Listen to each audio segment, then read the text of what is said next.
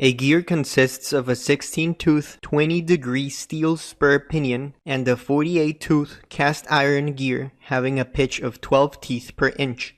For a power input of 1.5 horsepower at a pinion speed of 700 revolutions per minute, what should the face width be if the allowable contact stress is 100 kSI?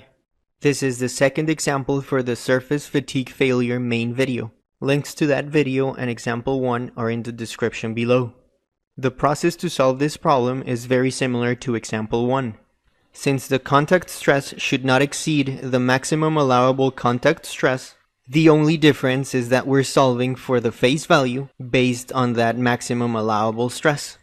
We still need to calculate the velocity factor kV, and for it the pitch line velocity capital V in feet per minute, and for it the pitch diameter of the pinion or gear 2. After calculating the pitch line velocity and the velocity factor kV, we can calculate the tangential component of the interaction force using the torque, speed, and power relationship.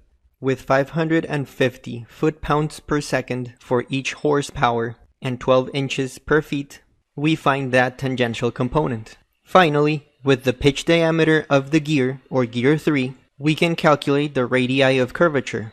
Using the same elastic coefficient Cp from the previous example, since we're using the same materials, steel and cast iron, we can solve for the value of the face.